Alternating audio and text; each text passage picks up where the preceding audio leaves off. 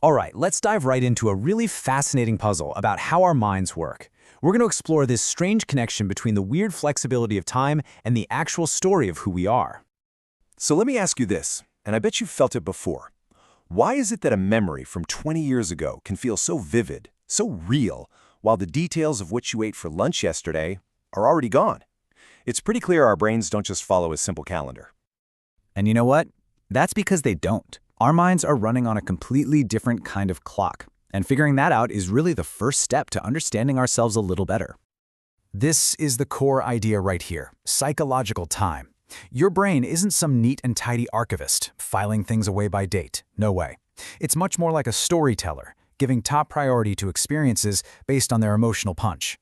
As one source puts it, our memory is salience-weighted rather than date-sorted. In other words, importance always beats the calendar.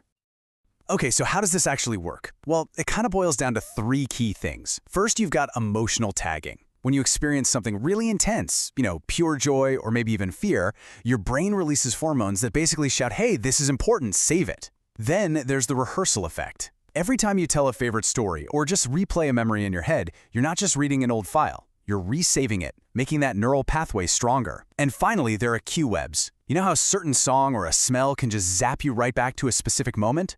Those are the triggers that can make the past feel like it's happening right now. And this is where we get to the big catch. Our memory is not a perfect video recording, not even close. The psychologist Elizabeth Loftus puts it perfectly. It's more like a Wikipedia page. You can go in and edit it, but so can other people. Or in this case, time and new experiences. It means that every time we access a memory, we might be subtly changing it. So those super vivid moments, the ones we've polished by retelling them 100 times, they might feel crystal clear, but they're not necessarily accurate. They're reconstructed stories.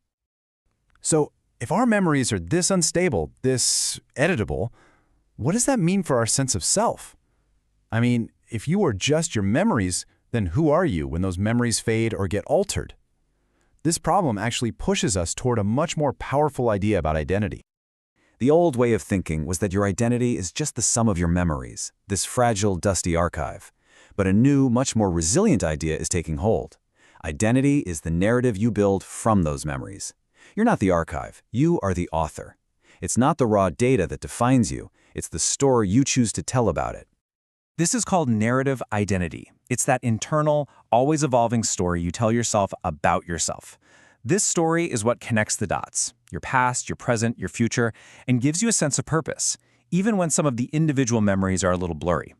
The crucial point here is that it's the meaning you create that matters, not just the events you can recall perfectly. So, if we are the authors of our own story, how do we become better writers? How do we make sure it's a story we want to live in? Well, this brings us to a really practical framework that's designed to do just that. It's called the Wuto Way. That's pronounced Woto. And you can think of it as a set of principles for building what it calls an inner fortress. This is all about strengthening your mental and emotional foundation so you can be the one actively shaping your inner world instead of just being a passive victim of whatever life throws at you. And here's the direct link back to everything we've been talking about. The Woto Way says that getting a handle on our internal state, our fears, our doubts, it all comes down to changing the narrative we use when we talk to ourselves. It's about taking control of the script. So let's see how this framework gives us some actual, practical tools you can use to become a more conscious author of your identity. The framework really breaks down into three clear steps. First, thought auditing. You have to actually start paying attention to that voice in your head. Identify the negative patterns, the stuff that's not helping. Second, you have to control that inner dialogue. Don't just notice the negative thoughts. You have to actively replace them. Swap out self-doubt for affirmations about what you can do, what you're capable of. And third, build resilience by reframing your story. A setback isn't the end of the book. It's a plot point. It's a chapter that teaches you something. It only defines you if you let it. So, let's bring this all together. We started with this idea that memory is unreliable, which sounds like a weakness, but it doesn't have to be. A strong, resilient identity doesn't come from having a perfect, unchangeable memory of the past.